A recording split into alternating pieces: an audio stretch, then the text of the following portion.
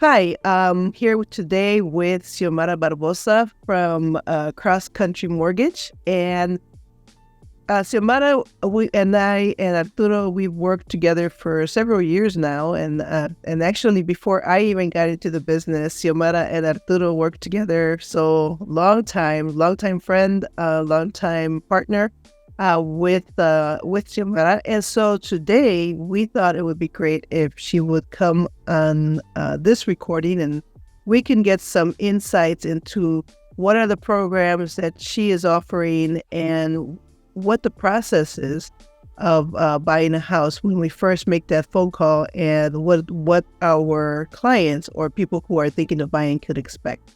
So, Xiomara, we would love to hear from you. What are the programs, first of all, that you have, or something that sticks out in your mind that you think, people have to know about this? Well, first of all, I just want to say, always ask, especially now that we're, just entering the second quarter, or in the second quarter of the year. There's always more down payment assistance programs that are in the beginning of the year versus the latter part. So always know that there is always some assistance that can be given. So that's what I always tell people off the bat, especially for first-time buyers, right? Always ask. It's better to ask than not ask.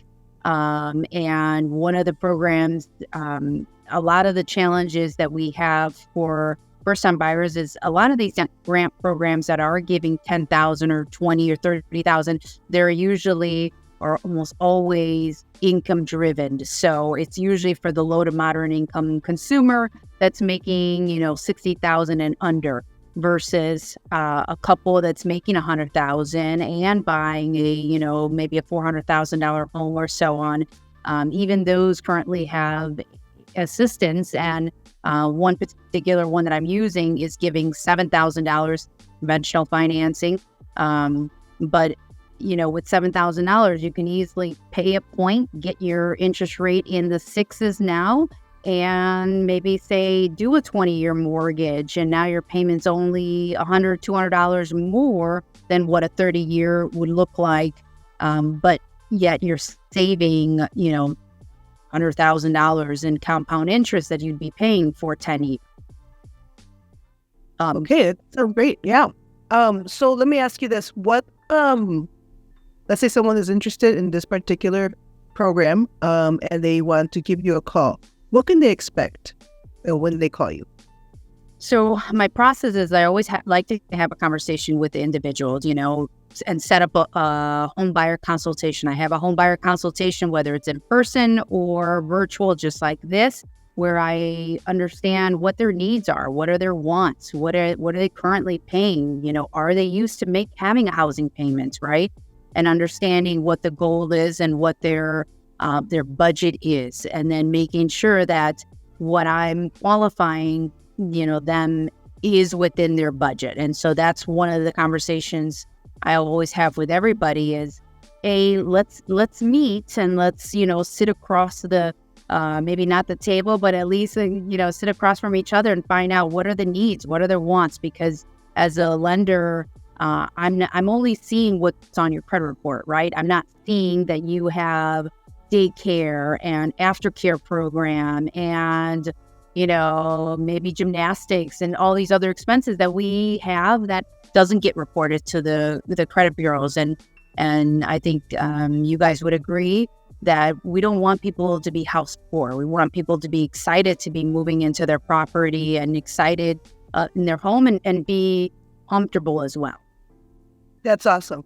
Yeah, I think that's one of the things that we really want to help people make sure that we have a holistic approach in which we really get an idea of what their needs are, so that they're not staying up late at night worried about their mortgage payment, right? So that's one of the, I love that. I think that's what really important. It's one of the main things that we do as realtors and as lenders, right? Really take an interest in making sure that they have a comfortable payment at the end of the day. So that's great. Xiomara, what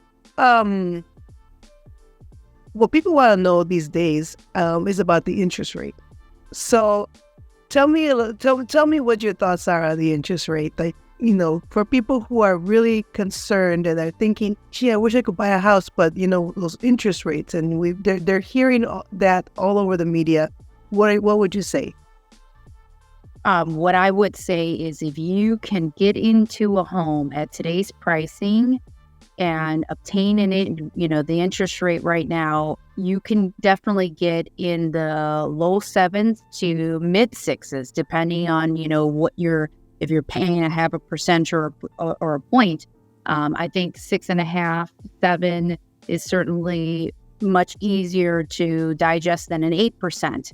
And, if we were to ask our parents that's not a bad rate. That's actually a really good rate after you take in consideration the tax deduction that you're able to make or that you're able to have at the end of the year, because you're writing off the interest that you're paying on a mortgage versus the rent that you're just basically paying someone else's mortgage, right?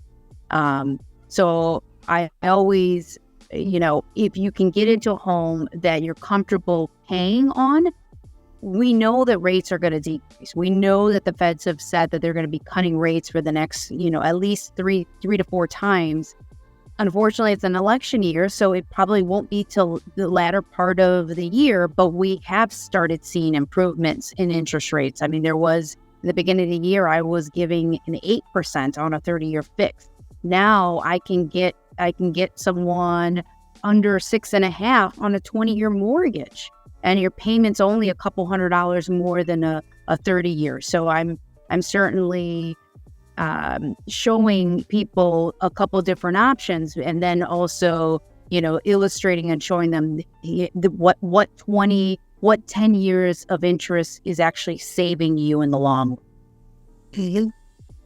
Siomara, if someone is just starting to think about buying a house, not sure when they're going to be able to do that, not sure if they can now or later, would you suggest that they call you even at the very beginning? Because one of the things that we have been suggesting is for people to, as soon as they start thinking about it, they really should speak to a lender so that they know where they are right now and where they have to be.